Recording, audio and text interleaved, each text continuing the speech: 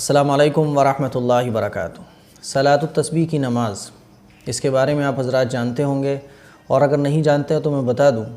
یہ نماز حضور پاک صلی اللہ علیہ وسلم نے اپنے چچا سیدنا حضرت عباس رضی اللہ تعالیٰ عنہ کو سکھائی اور دوسرے صحابہ اکرام کو اس کو پڑھنے کی تاکید فرمائی۔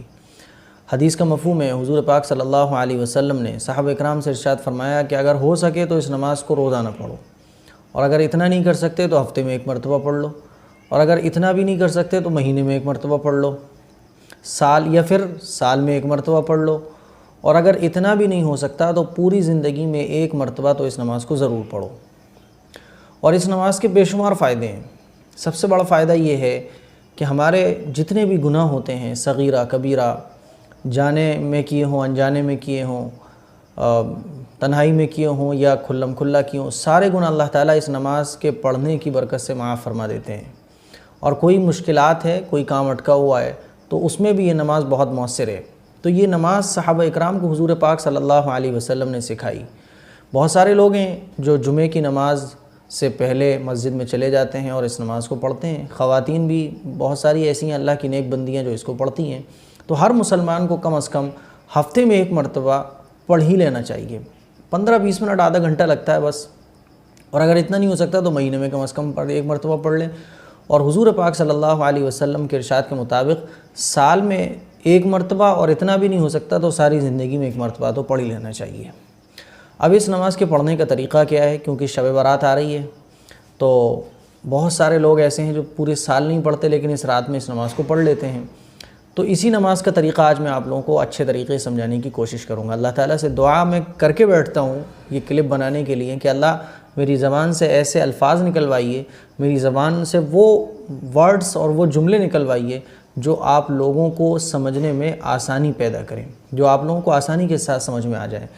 تو اس نماز میں ایک کلمہ پڑھا جاتا ہے، تیسرا کلمہ، سبحان اللہ والحمد للہ ولا الہ الا اللہ واللہ اکبر۔ اگر آپ پورا پڑھ سکتے ہوں تو علماء نے لکھا ہے کہ بہتر یہ کہ پورا پڑھ لیا جائے۔ سبحان اللہ والحمد للہ ولا الہ الا اللہ واللہ اکبر ولا حول ولا قوة الا باللہ العلی العظیم۔ ورنہ اتنا پڑھ لیں، سبحان اللہ والحمد للہ ولا الہ الا اللہ واللہ اکبر ولا حول ولا قوة الا باللہ۔ آگے والا چاہیں تو پڑھ لیں، اور اگر نہیں پڑھیں گے تب بھی بہرحال نماز ہو جائے گی۔ 4 رکعت کی نیت باندھیں گے ہم۔ اس میں 300 مرتبہ کلمہ پڑھا جاتا ہے، یہ والا جو میں نے ابھی بتایا تھا۔ 4 رکعت کی نیت باندھیں گے۔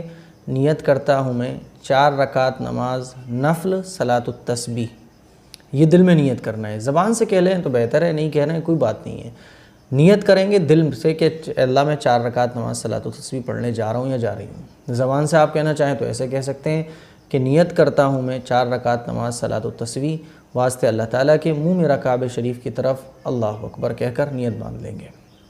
اس نماز کے پڑھنے کے 2 طریقے ہیں۔ میں آج سب سے آسان طریقہ بتاؤں گا آپ کو، اور انشاءاللہ نیکسٹ کلپ ہماری رہے گی دوسرے طریقے کے ٹاپک پر اور اس کے صلاۃ التسبیح سے ریلیٹڈ جو کچھ مسائل ہیں اس پر۔ تو میں آج ایک طریقہ بتا رہا ہوں، سمپل ایک دم۔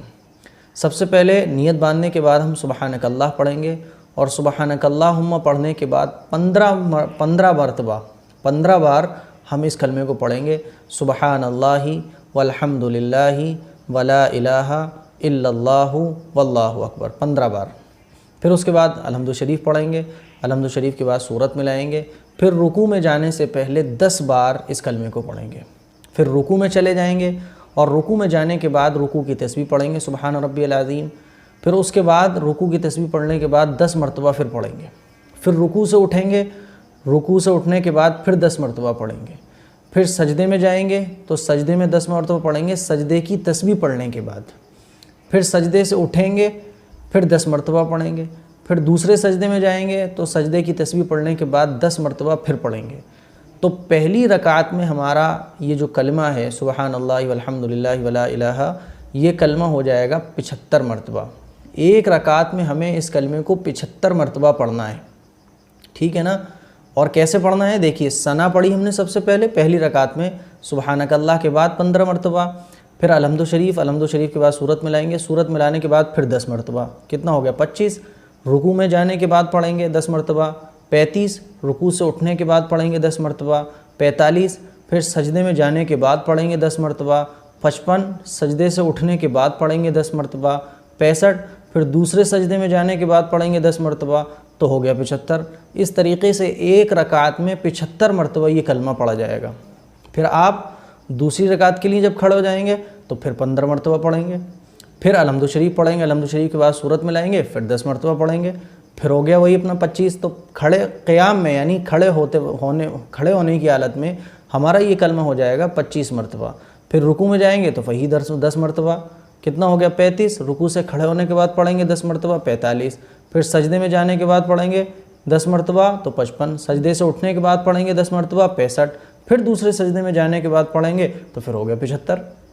پھر دوسری رکعت میں بیٹھیں گے اتحیات میں، اتحیات پڑھیں گے، پھر اس کے بعد اللہ اکبر کہہ کر پھر کھڑے ہو جائیں گے، پھر وہی 15 مرتبہ سب سے پہلے پڑھیں گے، پھر اس کے بعد الحمد شریف، پھر الحمد شریف کے بعد سورت، اور پھر رکوع میں جانے کے بعد 10 مرتبہ۔ اس طریقے سے ہر رکعت میں ہمارا کلمہ جو ہوگا وہ ہوگا 75 مرتبہ، اور ٹوٹل 4 رکعت جب ہم پڑھ لیں گے تو ہمارا کلمہ ہو جائے گا 300 مرتبہ۔ ٹھیک ہے نا، اس کو اچھے سے سمجھ لیں آپ۔ سب سے پہلے جب ہم نیت باندھیں گے تو سبحانک اللہ کے بعد 15 مرتبہ پڑھنا ہے، اور سورت الحمد شریف کے بعد سورت، اور سورت ملانے کے بعد 10 مرتبہ پڑھنا ہے۔